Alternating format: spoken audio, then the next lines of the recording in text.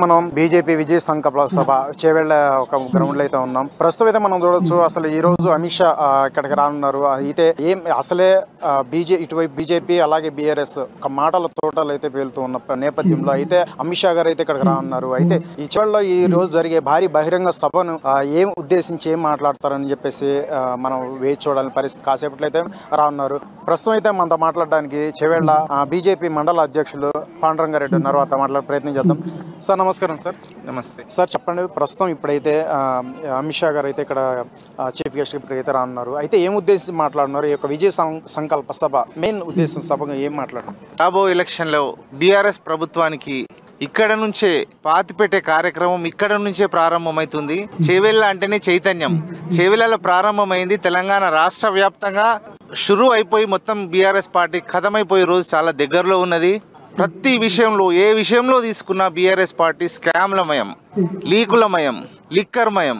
ప్రస్తుతం లిక్కర్ అనేది లేకపోతే ప్రభుత్వం నడవని పరిస్థితుల్లో ఉన్నది. అంతటి దౌర్భాగ్య స్థితికి తీసుకొచ్చిండ్రు ఈ టీఆర్ఎస్ ప్రభుత్వం, బీఆర్ఎస్ ప్రభుత్వం.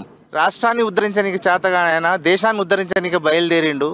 ఇప్పుడు ఈ రోజు చేవెళ్ళ గడ్డ మీద 1,00,000 మంది పైగా కార్యకర్తలతోటి ప్రజలతోటి అమిత్ షా దిశానిర్దేశం చేస్తూ ఉన్నాడు. ఈరోజు కార్యకర్తలకు తప్పకుండా రాబో కాలంలో కేసీఆర్ను ఇదే గడ్డ మీద నుంచి బొందబెట్టడానికి మొదటి అడుగు ఇదే వేస్తున్నాం. మేము ఇక్కడ నుంచే ప్రారంభమవుతుంది.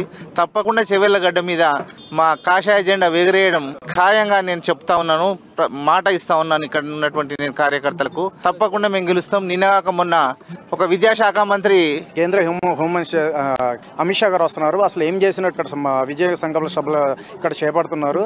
కనీసం విభజన సంబంధించిన యొక్క హామీలు కూడా నెరవేర్చలేదు కదా. ఏం చేసినట్లు ఇక్కడ ఎందుకు వస్తున్నట్టు, ఎందుకు సభలు పెడుతున్నట్లు?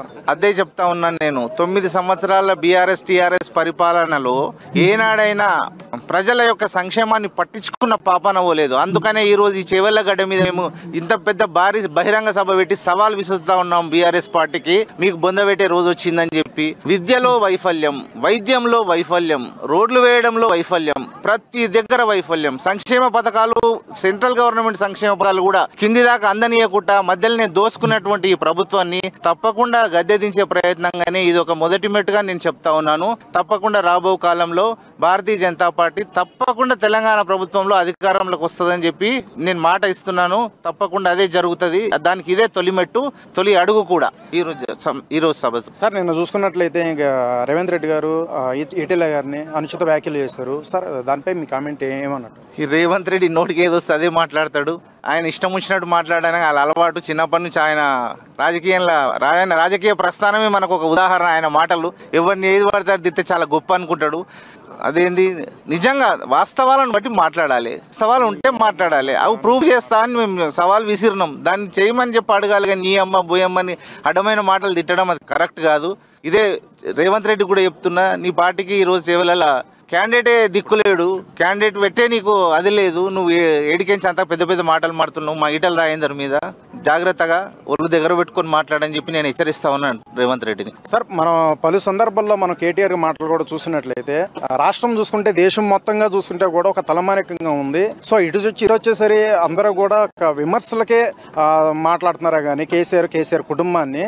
సో ఎటు మాట్లాడినా సరే ఒక విమర్శలుగానే ఉంటుంది తప్పించి ఏం లేదు. అక్కడ చూసినా సరే అంతా అవినీతి పరంగానే ఉంది బీజేపీలతో కేంద్రంలో అని చెప్పేసి విమర్శలు ఇచ్చారు.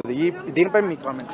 భారతీయ జనతా పార్టీ ఒక్క స్కామ్లో ఉంటే చూపెట్టండి. నేను సవాల్ చేస్తా ఉన్నా రోజు. అదే టీఆర్ఎస్ ప్రభుత్వం ఎన్ని స్కామ్లల్లా, ఎన్ని లీకులల్లా, ఎన్ని అవినీతి కుంభకోణాలలో ఇరుక్కున్నదో ఆధారాలతో సహా కూడా పెట్టనీకే భారతీయ జనతా పార్టీ ఈరోజు రెడీ ఉన్నది. అదే భారతీయ జనతా పార్టీ కార్యకర్త కాడ నుంచి ప్రధానమంత్రి వరకు ఎవరైనా స్కామ్లో ఇరికింది ఒక ఉదాహరణ చూపెట్టమనండి.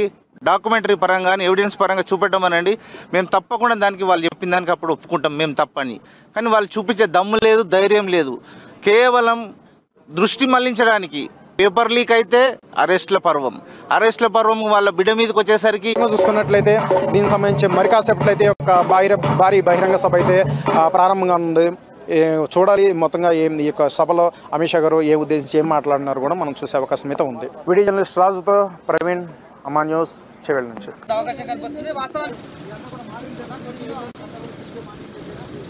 లక్ష్మణ్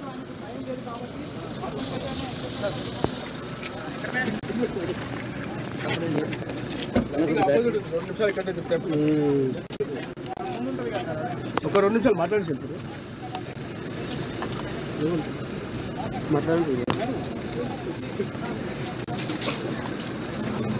చెప్పు అమిత్ షా చెప్పు.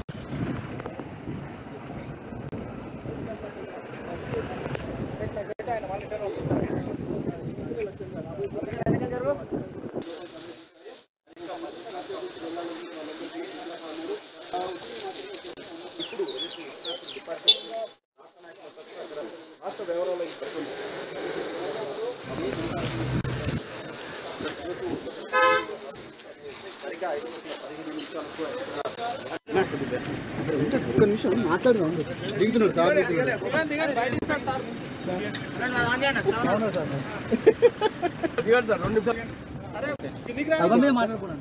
సభ మీద ఒక 2 minutes.